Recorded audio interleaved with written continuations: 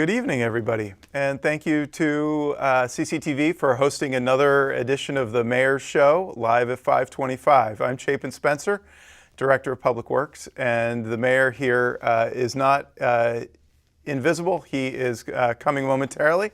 So I'm going to kick off today's show, focusing on the Amtrak passenger rail return to Burlington and the Champlain Parkway. So we welcome your questions, and thanks for joining us today.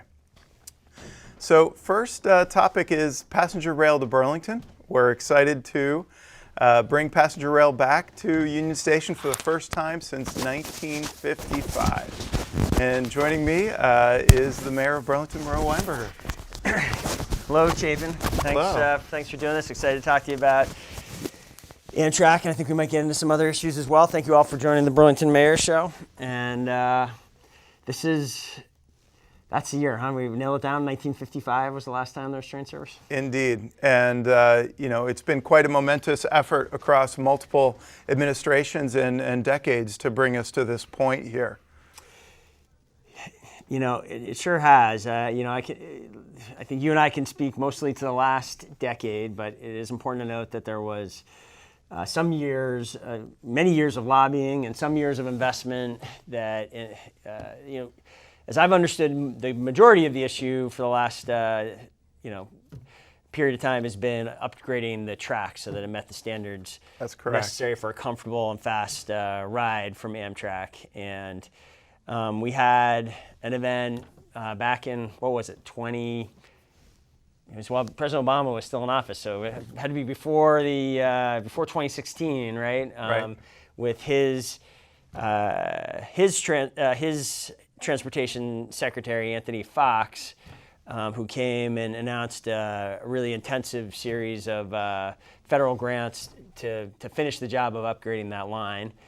And then something you and I, that was great, and that the state and other municipalities worked through a variety of issues that flowed from that decision, and then we had to work through a challenging set of issues back just before the pandemic began, relating to the overnighting of Amtrak in the station in Burlington. And Chapin, why don't you talk a little bit about just how we sorted through that issue and what turned out to be the kind of pivotal solution to make to overcome that last hurdle. Yeah, well, I'm happy to talk about that, and just for a little bit of the backstory, to thank Senator Jim Jeffords and Senator Leahy, who have been instrumental over the decades in securing funds to upgrade the track on the Western Corridor.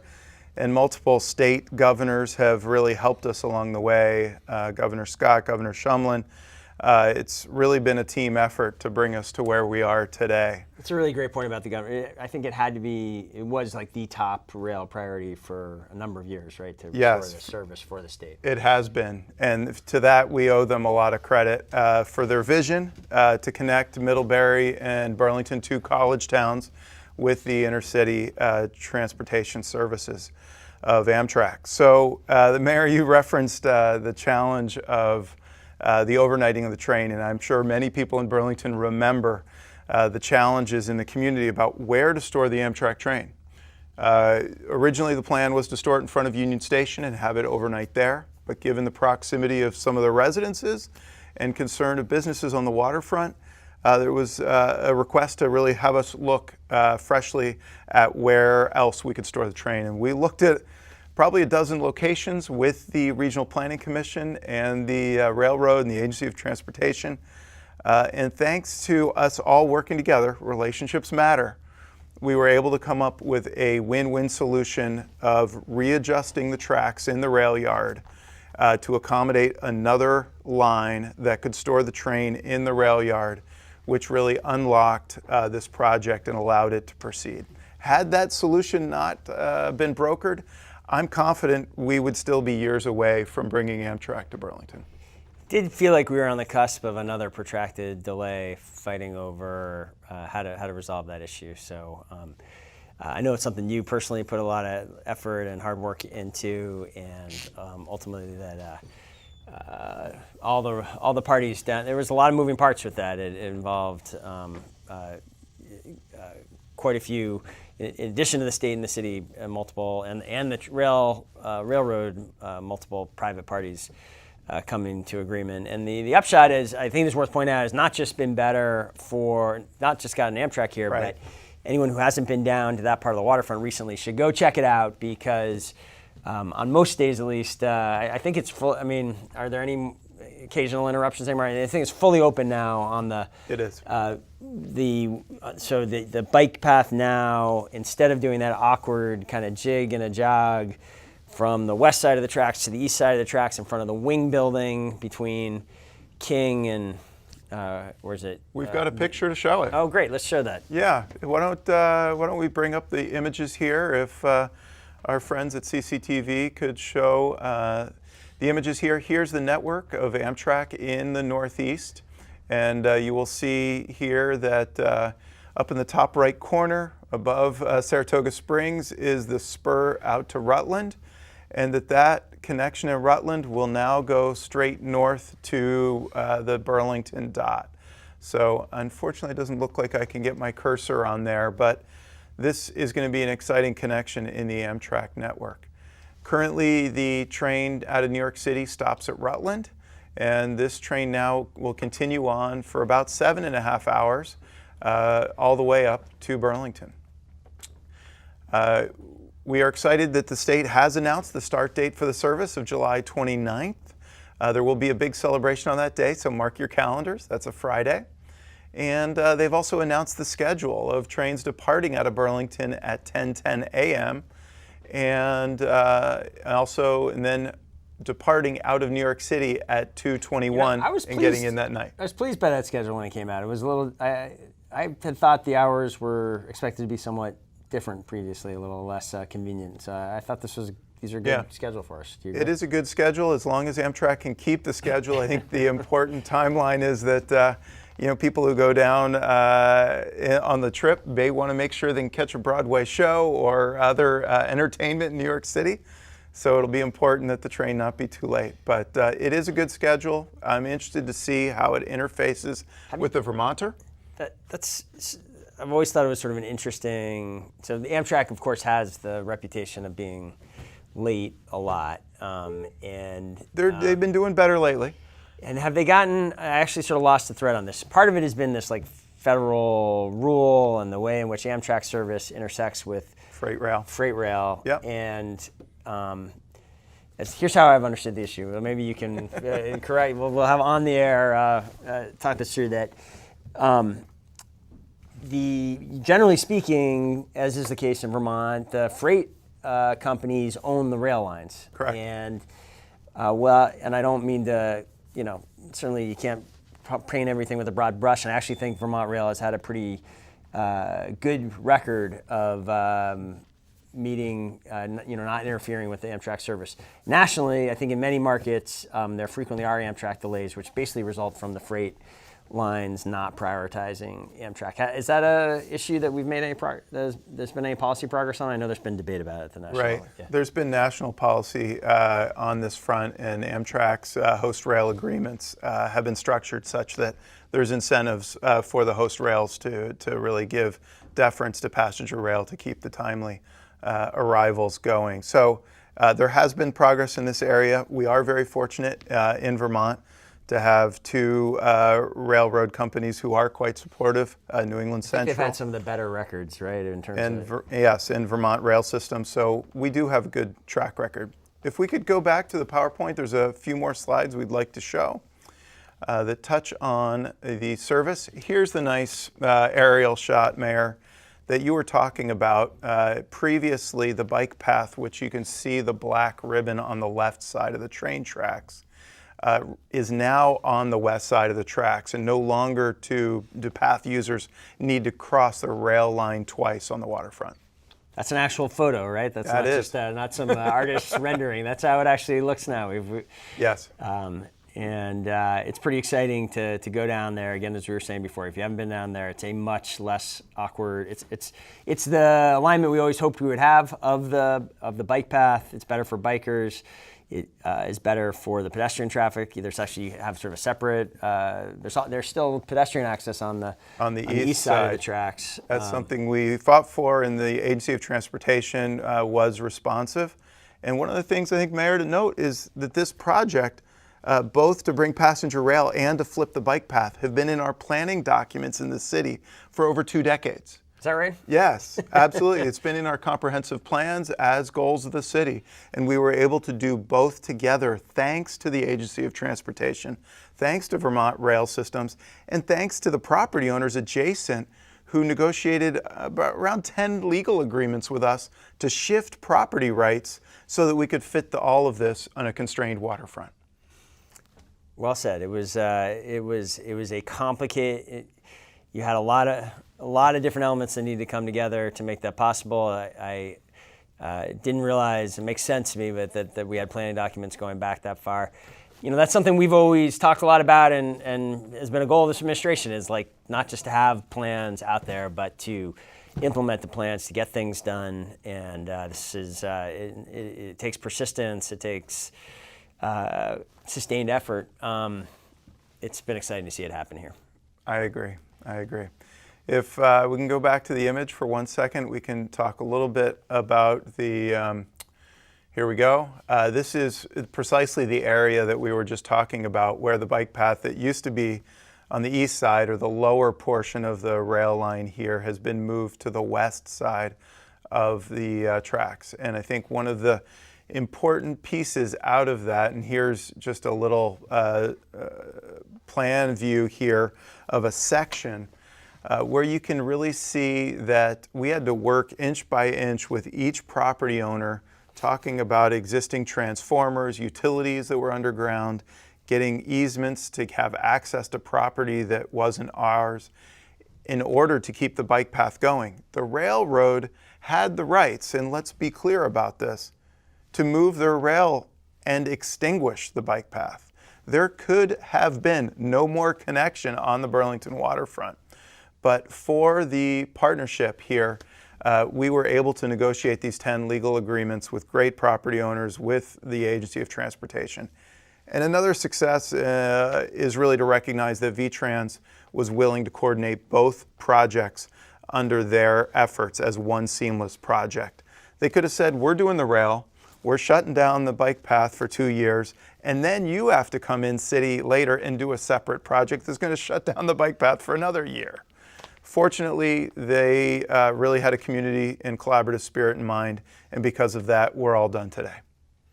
And there was a period there where they really had to wait for us to put together some of the last agreements. I mean, it really took. There were a few agreements that we had to get across the finish line, and so, we did. Well said. I think it really was an important commitment to partnership on their part, and a great example of how kind of government, I think, can work here in Vermont. The scale allows, not to say this never happens in other cities, but it was a great example of it happening here. With that, there's a little bulge. If you can get that diagram up. Sure. One more time. Do you know what the long-term plans are for that structure that is shown there on that last slide? If we get it back up, the former Ice Cream Bob's structure. Right.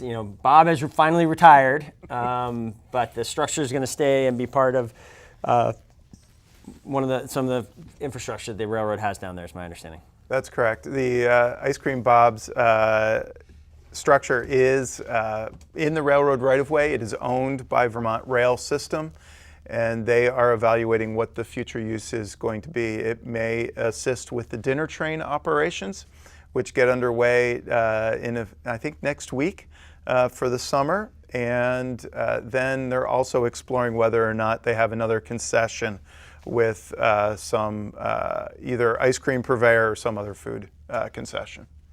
That's interesting. So at one point there was talk of the dinner train being loaded and unloaded farther north by that water, is that not, we're now focused around here, we're not going to have to do that? That's right. The dinner train will load and unload from the Amtrak platform, Great. the same platform in front of Union Station. Believe it or not, you may not notice standing on College Street, and we're talking about the structure in the bottom center of your screen, which is the relocated ice cream structure on the other side of the bike path from Echo.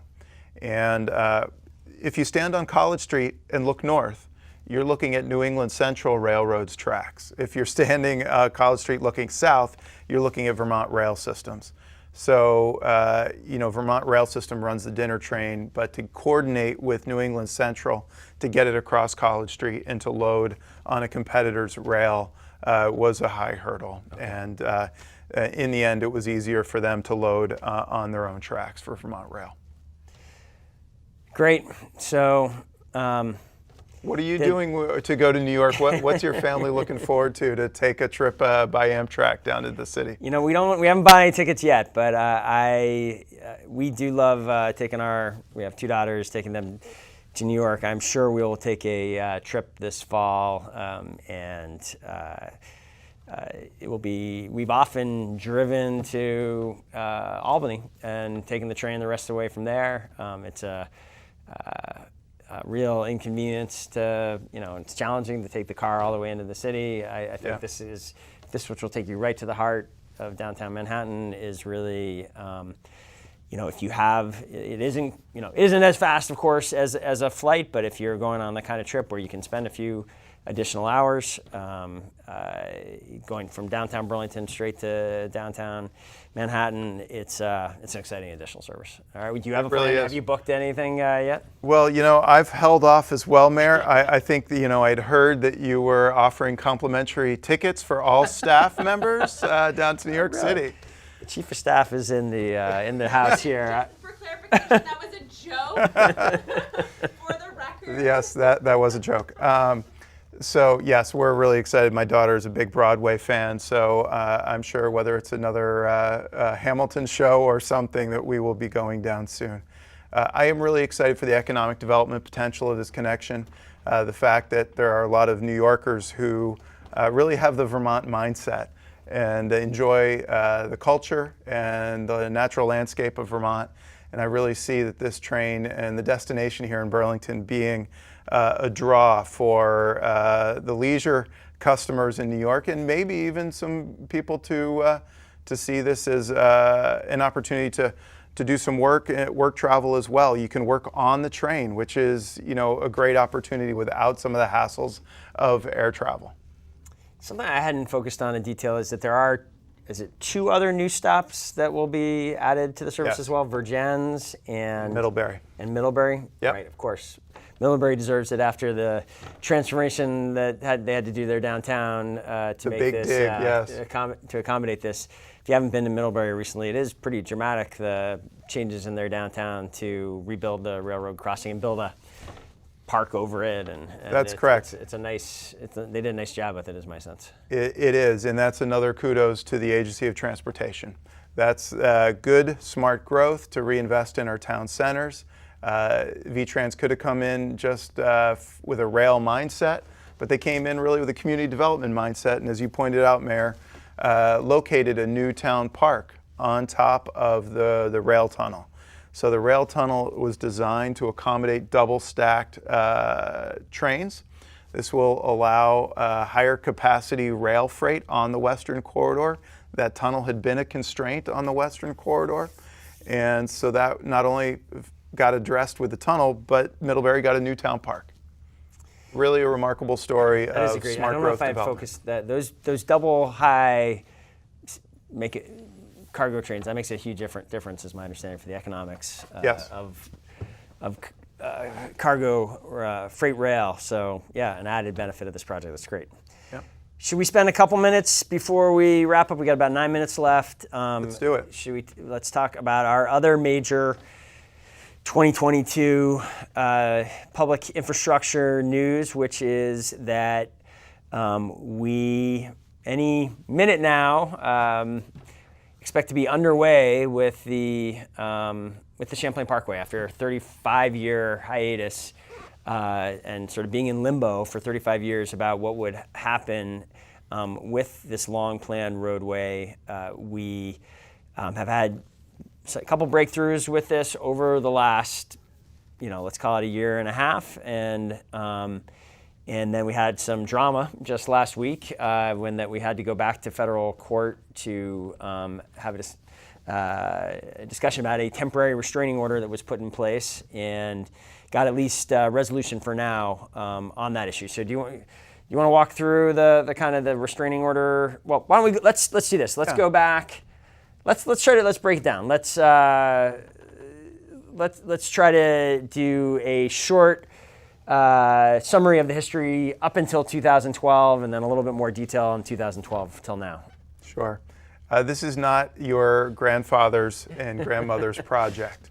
What was originally conceived in the 1960s as a 4-lane, high-speed, divided highway cutting through our city is now a 2-lane, multimodal city street with robust stormwater, bike, and pedestrian accommodations. That's a remarkable transformation. Let's linger on that for a sec, because I think, we use the lingo and sometimes it just might not settle in for everybody how big of a difference that is. I mean, what was originally planned was one of these elevated, raised highways that would have come right along the waterfront, right into the downtown, had a highway exit ramp into the Hilton hotel area, and then continued on full-on highway out to connect with Route 127. The city was completely right to stand up to that vision, which I think would have done a lot of damage to Burlington. I really truly believe had they actually built that in the 60s, we'd be trying to tear it down now and stuff. Absolutely. So that part of the history, I think we got it right to say federal transportation policy was wrong to be pushing that kind of concept. Right. Then we're going to get a whole new era now. Right. Across multiple administrations and give lots of kudos to people all along the way. The city took over the project from the state in 1998, so about 25 years ago. And that enabled the city really to advance a vision that was much more multimodal, involving bikes and peds and transit, so that we really had a street that fit in with the culture and vibrancy of the South End. So through those many efforts, and that included, putting new shared use paths in, new crosswalks, narrower streets, the speed limit was lowered to 25 miles an hour. Do you have slides of some of the images? We do, and if we could bring up the images, that would be great. We now have a project that is worthy of being built. And so, let's see, here we go. Right now is in the top image, you'll see the blue section in the middle. That's the initial construction contract for the Champlain Parkway. Construction started yesterday with tree clearing and continues this week with tree clearing and grubbing in that middle blue section. It runs from Home Avenue to Kilburn Street, and the 2 red sections on either side will be part of the second phase of the project that will be built in 3 to 5 years. So you'll see in the next 2 tiles down kind of close-ups of the initial construction contract. And this will include about a mile of shared use path. This will include some robust stormwater elements. And these stormwater elements are critical to build first because we want to do the lake protections first before additional construction is made, since water quality is got to be a priority for our city that relies on the lake and the economic value it delivers. So we're excited to get this project underway, and please go to champlainparkway.com to sign up for the construction notifications. The same way that many of you have received notifications on the roundabout project at Shelburne Road, we will be doing the same weekly updates on the Champlain Parkway so that everybody's informed as this project progresses. The initial construction phase will take us through 3 construction seasons, 2022, 2023, and 2024. And maybe it would be helpful to go back to the images and just talk a little bit about how we've coordinated this project, the Champlain Parkway, with so many other important reinvestments in the South End. Can we show that image? I think this captures some of it. I get the sense that most people, when they hear about the Champlain Parkway, don't understand that a significant part of the investment is in some of the street amenities that you can see in this image. Raised intersections that slow down the traffic speed, new geometry to the intersections there that also will require cars that are making a turn into the residential neighborhoods to navigate that turn with some additional care, looking out for pedestrians and bikers. You can see that there is a dedicated bike lane on much of the northbound stretch of road. There's a shared use path on the west side, as you're seeing on Pine Street. And then the red, what's being shown there, though, that's a buffer space. The buffer space. Okay, yes. There are bike lanes north of Kilburn Street that will connect into the downtown as part of Phase 2. But Phase 1 really is the shared use path along the Parkway and Pine Street. So, to me, when you could drive down Pine Street right now, in many ways, it's a really underinvested street. It's a street that doesn't really feel like it's part of a vibrant urban neighborhood. It feels like a, kind of a suburban arterial street. These investments, I think, are going to go a long way towards bringing up the public right away to be more consistent with what Pine Street has become over the last 20 years or so. I agree. And if we could go back to the slides one more time, I think the important piece is to understand the significant context in which the Champlain Parkway is getting constructed. There are over $100 million of reinvestment happening in the next 3 to 5 years in the South End. And they need to be coordinated. And you'll see here that we've worked hard to coordinate it so we can minimize the impact on the South End and visitors and businesses. So you'll see here the parkways in blue on the left. It'll happen in 2 phases and coordinated with other exciting projects like Main Street Great Streets, the Rail Yard Enterprise Project, and the Shelburne Street Roundabout. This was, really a credit to your team and our partners again that we were able to create this concept of a coordinated plan and get agreement from our state and federal partners that the Champlain Parkway could be phased to be consistent with that plan. It really gives us an opportunity to do this right, to make progress on some of these other key elements, and I think minimize any perceived impacts or that from the highway project. So it's that what you just saw there may look like a simple kind of diagram. Really, conceptually, was very important, I think, in us getting to this milestone of being able to actually start construction this week. It actually happened yesterday. Somehow I missed my email that it was underway. I always like to drop some new piece of information when we're on the television. Well, good work on both of these, Chapin. Thank you to you and your team. Thank you again to the State Department of Transportation for their partnership on both of these, as well as our federal partners and the federal delegation that has been so committed to getting funding for these. It is really quite remarkable that these 2 long-standing projects are coming to key milestones here in the summer of 22. We've got great things coming. Stay tuned for more reinvestment in our great Queen City. Have a good night, everyone. I hope you'll come back and join us for the next Burlington Mayor's Show.